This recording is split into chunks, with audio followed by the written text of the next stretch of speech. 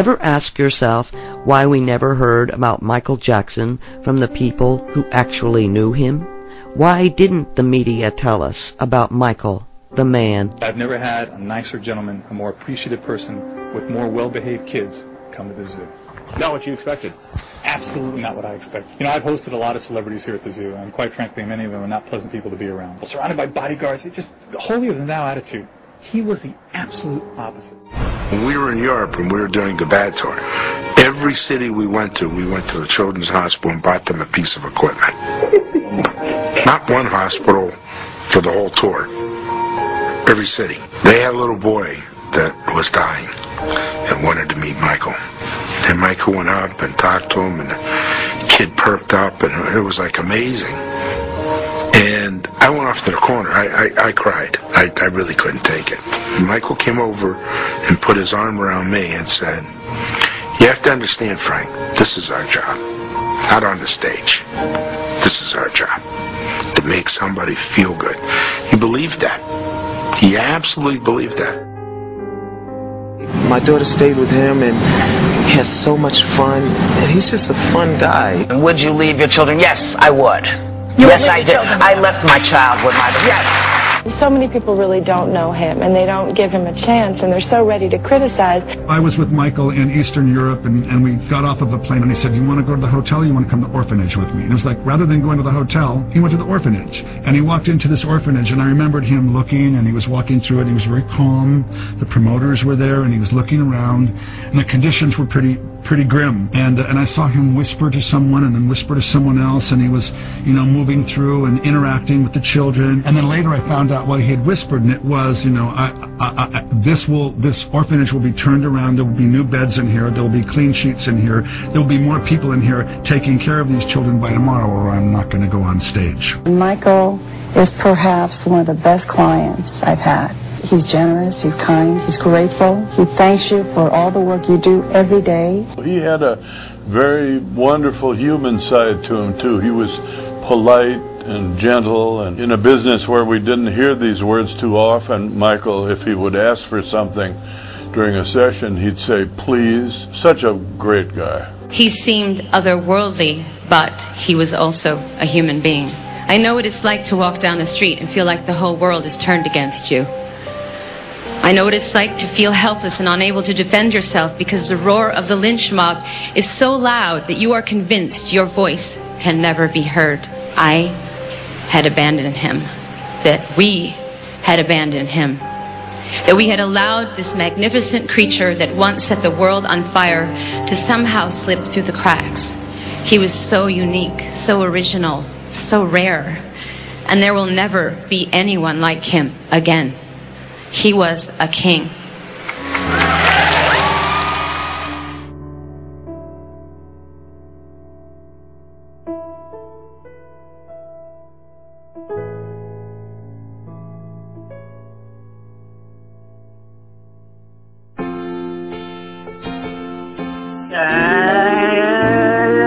And good evening, everybody, and welcome to the King Jordan Radio Show for Michael Jackson's birthday bash, August 29th, 2014. This is King Jordan you're listening to, and ladies and gentlemen, welcome to the MJ Birthday Bash, where tonight you will hear from Tom Mesereau, you will hear from Bodyguards, Aphrodite Jones, Max, and a lot of other guests.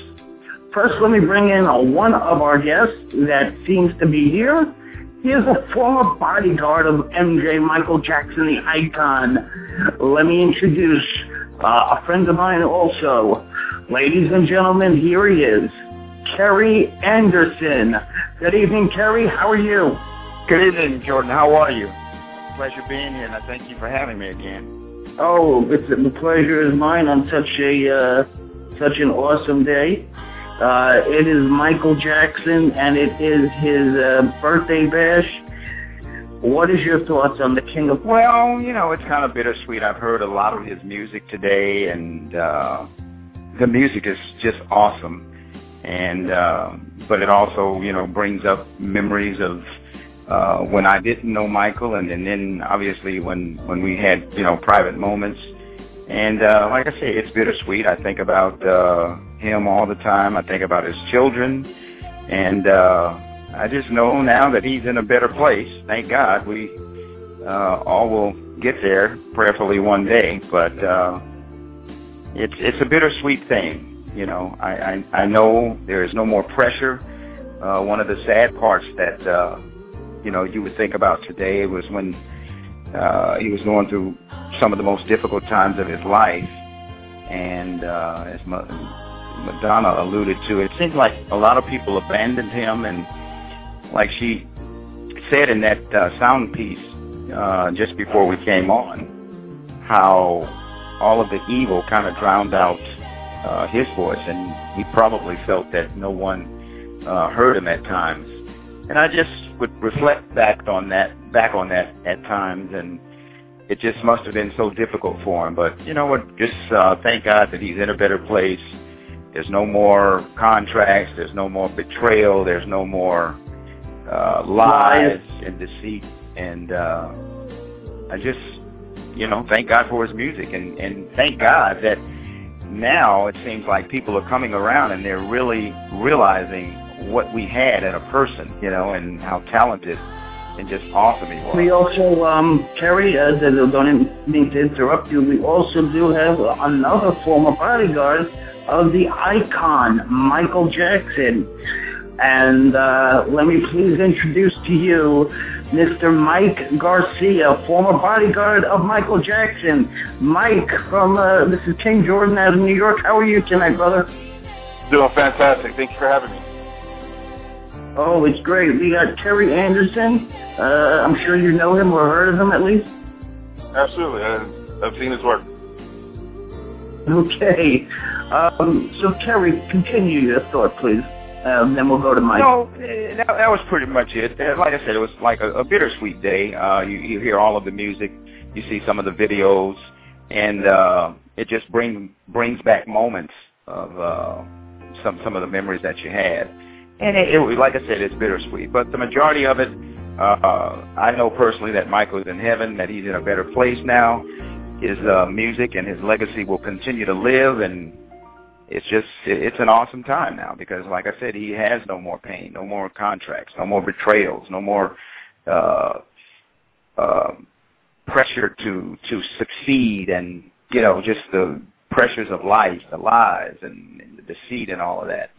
So now we can just enjoy his music and just really reflect on what a contribution he made to this earth, and we really need it now in terms of love, especially with all of this stuff going on, Absolutely. I want to go to Mike on that. How do you feel in terms of what Kerry is saying? Basically, a lot of false allegations, many people say, and a lot of stress with the This Is It concert, and all that stuff is, he can rest in peace, Mike. What's your thoughts on that standpoint?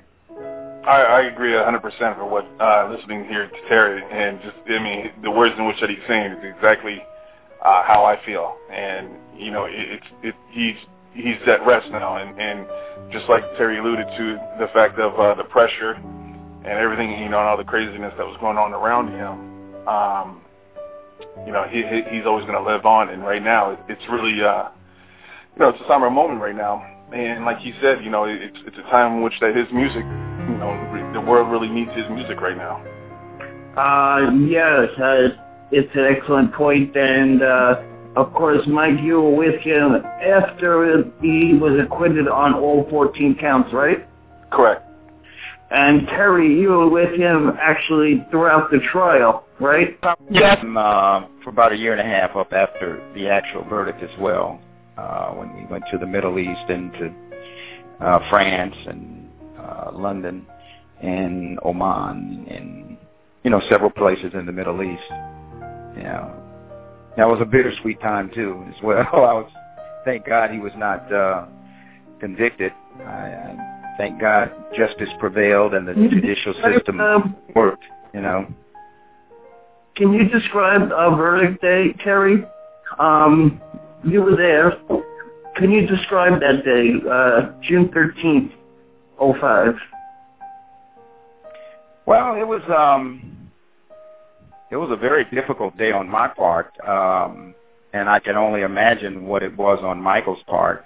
I kind of would deal with it in two phases. I had a lot of things logistically to do with regards to his security because the threat level was so high. And I also noticed some things that were, not in my favor as it relates to providing the ultimate protection for him, the kind of cooperation that I had from the law enforcement officials up there. For some reason, I didn't get it the last day. And actually the last day was when viable threats came in, telling us that, if Michael was acquitted, then that he was going to be, assassinated before he actually reached the vehicle. And I had to deal with that. But I had an inner peace. I try to prepare for it to the best of my ability. And then ultimately I know that God protected me because this was out of my hands. I mean, if you really want to do somebody in life, you can. So you have to have, or what I do is, I think about a higher source that ultimately protects me and my faith in God, and I knew that we were gonna be okay. But then the other side, the second side, was Michael. He was devastated. I remember when I, actually walked up to the room and told him that it was time to go to court because the verdict had actually been reached.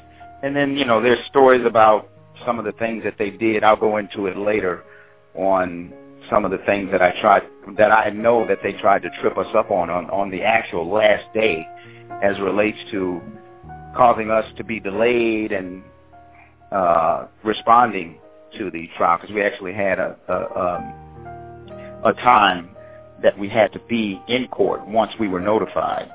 And that day, the day that he was in the hospital and everybody made a big deal about he had pajamas on, big deal. But what was the story with that? His back was out? I mean, he must have been in some severe pain, right? Yeah, he was in some serious pain. The night prior, well, that's what people don't talk about. Early. People don't talk about that. They just want to talk about the fact that he was in pajamas. That was the story. They don't tell you how crucial the poor fellow's back was. Well, I tell you what, if you knew what really happened to him, and I don't know if you've ever experienced a muscle spasm. I have. I played sports in high school, and I had muscle spasms. That was the only time I'd ever Mike knows about this. He follows sports. Right, Mike? Yeah. You want to weigh in on I had muscle spasms in college when I played college football, and it just like Terry alluded to. Mike's a football player, that's right.